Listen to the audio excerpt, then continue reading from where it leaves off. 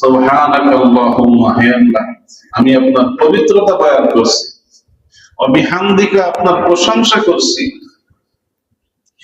ওয়া তাআলা জাদ্দুকা আপনার সম্মান অনেক ঊর্ধ্বে, ওয়া লা ইলাহা গায়রুক আপনি ছাড়া কোনো মাবুদ নাই। ওয়া তাবারাকা ইসমুকা একটা আছে যে আপনার নাম বড় বরকতময়, আপনার নাম বড় বরকতময়। তাহলে এখানে ৫ বার আল্লাহকে সম্বোধন করা হয়েছে। সুবহানাকা আল্লাহুম্মা আপনার পবিত্রতা বয়ান করছি, ওয়া বিহামদিকা আপনার প্রশংসা করছি, ওয়া তাবারাকা ইসমুকা আপনার নাম বড় বরকতময়, ওয়া তাআলা জাদ্দুকা আপনার মর্যাদা অনেক ঊর্ধ্বে, ওয়া লা ইলাহা গায়রুক আপনি ছাড়া কোনো মাবুদ নাই। ৫ বার আল্লাহকে আপনি আপনি আপনি বললাম, আর আল্লাহর দিকে মনোযোগ নাই, নামাজের দিকে মনোযোগ নাই, এটা আদবের খেলাফ কাজ। এই অর্থটুকু মনে রাখলেই নামাজের দিকে মনোযোগ চলে আসে।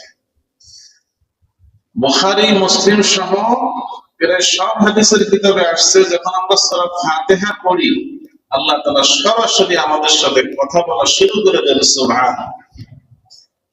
আল্লাহ তাআলা প্রত্যেকটা আয়াতের উত্তর দান করেন।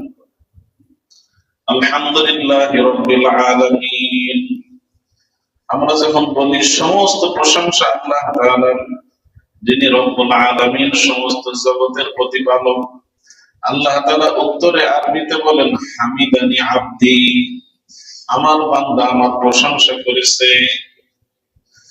আমরা এক আয়াত বলি আল্লাহ তার উত্তরে কিছু বলেন আর রহমানির রহিম, আমরা যখন বলি পরম করুণাময় দয়ালু আল্লাহ, আল্লাহ উত্তরে বলেন আসনা আলাইয়া আব্দি, আমার বান্দা আমার গুণকীর্তন করেছে। আমরা যখন বলি মালিক ইয়াউমিদ্দিন, তিনি হলেন প্রতিফল দিবসের মালিক, কিয়ামত দিবসের মালিক, আল্লাহ উত্তরে বলেন মাজ্জাদানি আব্দি, আমার বান্দা আমার বড়ত্ব বয়ান করছে। আমরা এক একটা আয়াত বলি, প্রতিটা আয়াতের উত্তরে আল্লাহ তাআলা উত্তর দিতে থাকেন। সুবহানাল্লাহ।